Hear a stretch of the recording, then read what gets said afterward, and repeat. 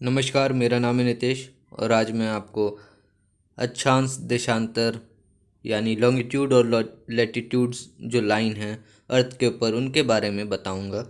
तो सबसे पहले मैं चर्चा करने जा रहा हूँ लैटिट्यूड लाइंस के ऊपर। लैटिट्यूड को हिंदी में अक्षांश कहते हैं। तो लैटिट्यूड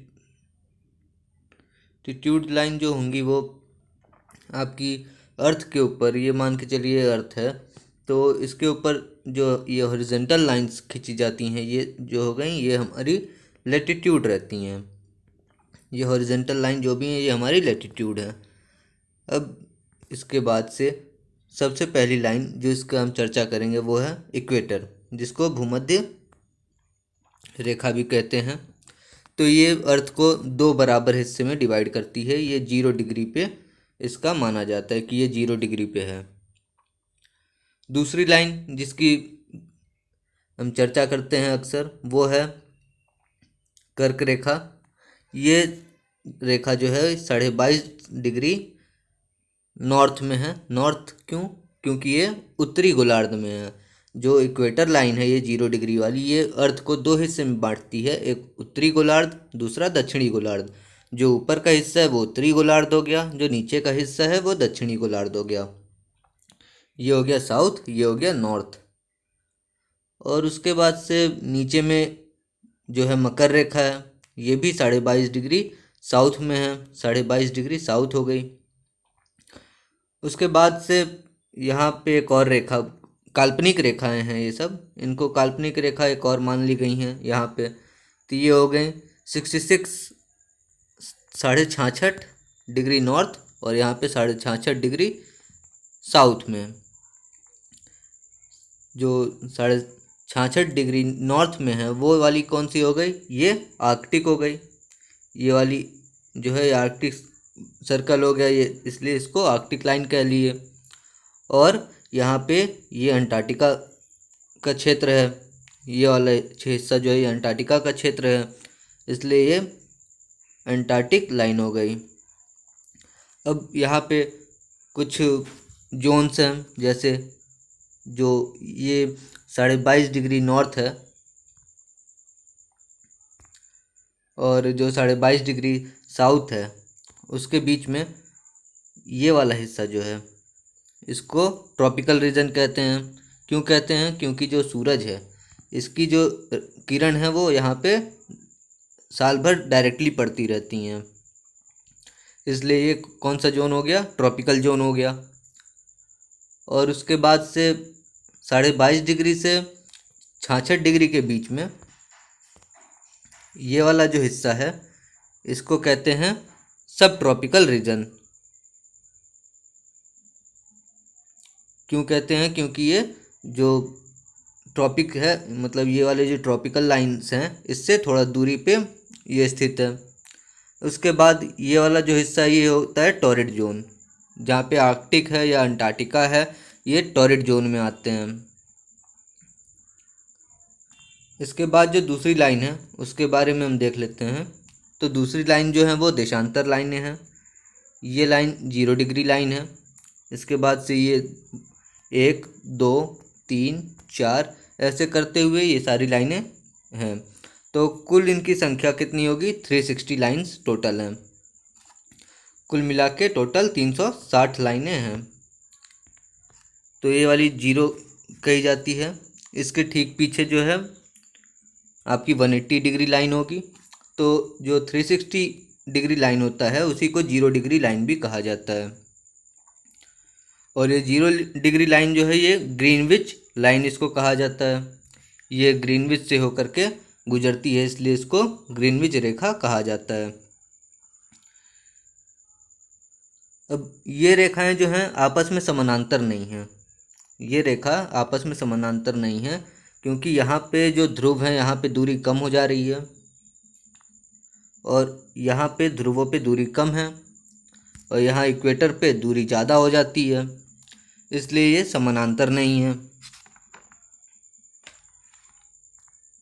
और जो हमारी ये वाली रेखाएं थी, ये भूमध्य रेखा, कर्क रेखा और मकर रेखा, ये आपस में समानांतर होती हैं। ये क्योंकि आपस में पैरेलल चलती हैं, ये सारी लाइनें पैरेलल होती हैं। और इनकी टोटल संख्या क्या कितनी होती है? ये इक्वेटर हो गया, इसके ऊपर इधर 90 लाइन्स होती हैं, ये पोल तक में 90 लाइन होंगी, और साउथ में इधर भी 90 लाइन होंगी। तो टोटल कितनी रेखाएं हो गई? इधर की 90, इधर की 90 और इक्वेटर एक, तो टोटल 181 लाइन्स होती हैं। यानी 181 जो रेखाएं हैं वो अक्षांशीय रेखा की संख्या हो गई। और दो रेखाओं के बीच में, तो ये जो दो रेखाएं हैं, मतलब ये 0 डिग्री और 1 डिग्री, इसके बीच में ये जो दूरी है ये कितनी है? ये हमारी 111 किलोमीटर की दूरी होती है। 111 किलोमीटर की दूरी, ये बीच दो अक्षांशों के बीच की दूरी हो गई। और हम मैप पे देखें तो ये हो गया इक्वेटर, ये हमारा मकर रेखा, ये हो गई कर्क रेखा। तो ये तीनों ही रेखाएं जो हैं वो हमारी अफ्रीका महाद्वीप से गुजरती हैं।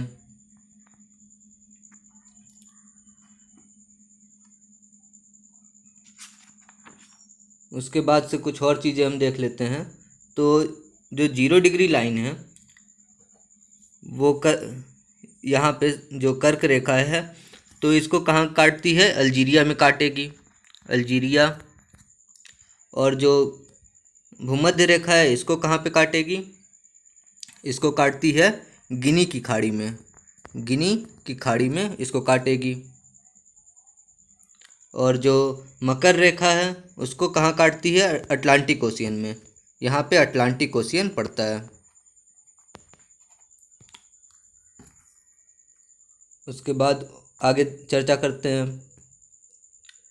जो हमारी इंटरनेशनल डेट लाइन है, इसको, ये हमारी जो है इंटरनेशनल डेट लाइन है, इसको 180 डिग्री लॉन्गिट्यूड पे स्थिर किया गया है।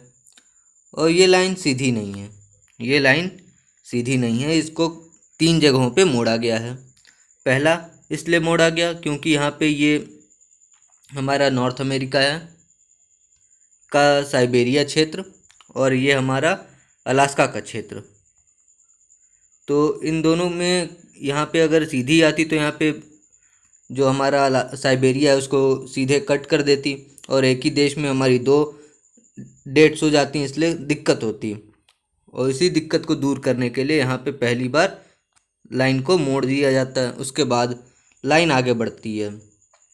तो यहाँ पड़ता है बेरिंग सागर, और बेरिंग सागर में कुछ द्वीप हैं, तो वो भी ना कट जाएँ, इसकी वजह से फिर यहाँ से दूसरी बार मोड़ दी जाती है। उसके बाद ये लाइन सीधी चलती है और यहाँ तीसरी बार इसको मोड़ा जाता है, क्योंकि यहाँ फिजी द्वीप है और न्यूजीलैंड है, ये न्यूजीलैंड हो गया, यहाँ पे फिजी द्वीप है, तो ये इसमें जो हो वो कटाव ना हो, इसलिए इसको मोड़ दिया जाता है। तो पहला कहाँ मोड़ा गया? साइबेरिया और अलास्का, साइबेरिया अलास्का में। दूसरा मोड़ा गया बेरिंग सागर, बेरिंग सी। और तीसरा फिजी आइलैंड पे, फिजी आइलैंड। तो इसको 3 जगह पे मोड़ा जाता है।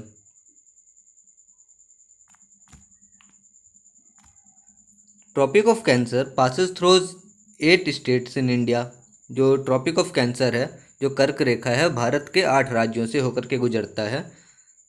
गुजरात में जसदान, राजस्थान उसमें किलिंजर, मध्य प्रदेश में शाजापुर, छत्तीसगढ़ में सोनहट, झारखंड में लोहारडगा, वेस्ट बंगाल में कृष्णानगर, त्रिपुरा में उदयपुर और मिजोरम में चांपाई।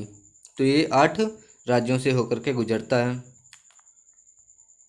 उसके बाद जो ट्रॉपिक ऑफ कैंसर है वो 16 देशों से भी होकर गुजरता है। तो अफ्रीका जो कॉन्टिनेंट है उसमें इजिप्ट से, लीबिया से, नाइजर, अल्जीरिया, माली और मैरिटानिया से। उसके बाद एशिया जो है उसमें सऊदी अरबिया, यूएई यानी कि यूनाइटेड अरब अमीरात, ओमान से, इंडिया से, बांग्लादेश से, म्यांमार, चाइना और ताइवान से। उसके बाद जो साउथ अमेरिका है उससे मैक्सिको और बहमास से होकर के गुजरता है। जो ट्रॉपिक ऑफ कैप्रिकॉर्न है यानी मकर रेखा है वो किससे पास करती है?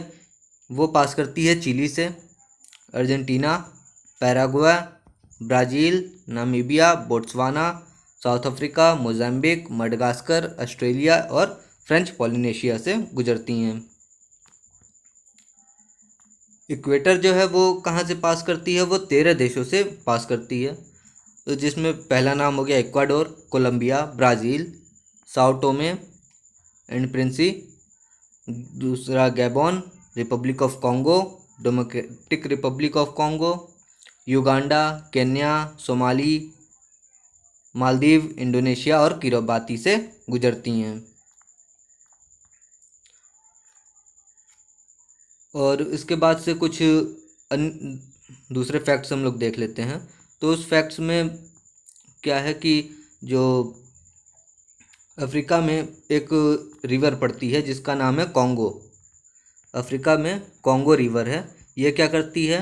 भूमध्य रेखा को 2 बार काटती है, यानी इक्वेटर को 2 बार बाइसेक्ट करती है। उसके बाद एक और रिवर है जिसका नाम है लिम्पोपो। ये क्या करती है? ये मकर रेखा को 2 बार काटती है। लिम्पोपो मकर रेखा को 2 बार काटती है। और तीसरी नदी जो है, एक है माही नदी। माही नदी हमारे इंडिया में पड़ती है और ये ऐसे कर्क रेखा को 2 बार काट देती है। एक बार यहाँ इधर काटेगी, एक बार इधर काटेगी। उसके बाद से एक और जो होता है अश्व अक्षांश के बारे में चर्चा करते हैं। तो अश्व अक्षांश क्या है? ये लाइन हो गई इक्वेटर, ये हो गया 22.5 डिग्री की लाइन। इसके बाद यहीं पे 30 डिग्री की एक लाइन हो गई और 35 डिग्री की लाइन।